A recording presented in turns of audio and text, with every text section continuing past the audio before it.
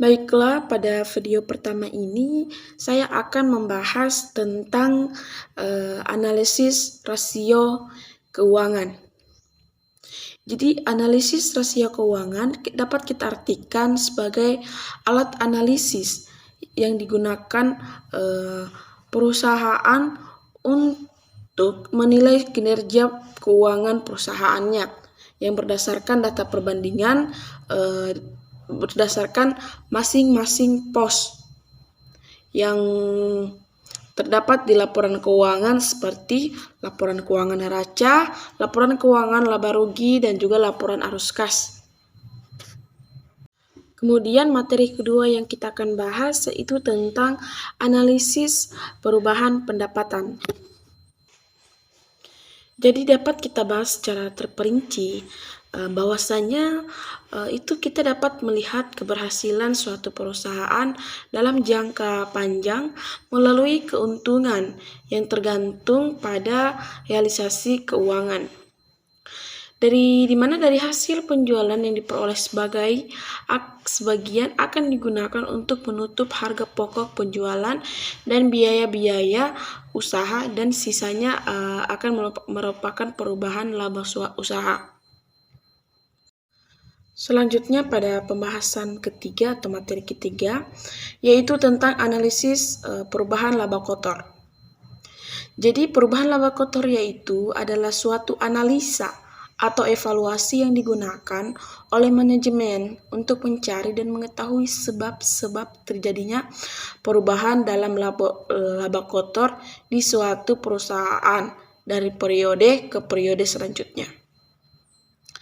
Nah, menurut Prastowo berpendapat dan Rifka bahwasanya analisa laba kotor yaitu suatu teknik yang sangat membantu untuk dapat menjelaskan perubahan dalam penghasilan biaya. Selanjutnya pada pembahasan keempat kita akan membahas tentang analisis titik impas. Jadi di sini apa yang dimaksud dalam artian titik impas? Jadi analisis titik impas itu adalah suatu kondisi bisnis di mana pelaku bisnis tidak memperoleh laba dan tidak menderita kerugian. Artinya dia berada di posisi tengah, berada di titik antara kerugian dan juga laba, mendapatkan laba. Nah, secara akuntansi dikatakan bahwa titik impas ini adalah margin kontribusi yang sama dengan biaya tetap atau total pendapatan sama dengan total biaya operasi menurut Purwanti dan Prawinegoro. Jadi itu yang dimaksud dengan pengertian titik impas.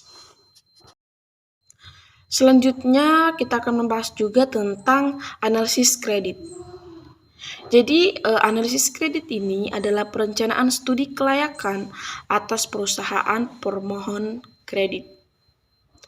Dari penilaian kredit adalah suatu kegiatan pemeriksaan, penelitian, dan analisis terhadap kelengkapan, keabsahan, dan kelayakan bisnis, surat, dan juga data dalam permohonan kredit calon debitur hingga dikeluarkannya suatu keputusan apakah kredit tersebut dapat pantas untuk diterima atau ditolak.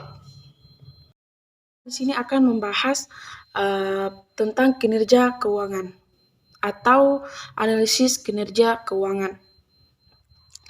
Jadi kinerja keuangan merupakan gambaran prestasi yang telah dicapai oleh manajemen dalam menjalankan fungsinya dengan mengelola aset perusahaan setiap periodenya.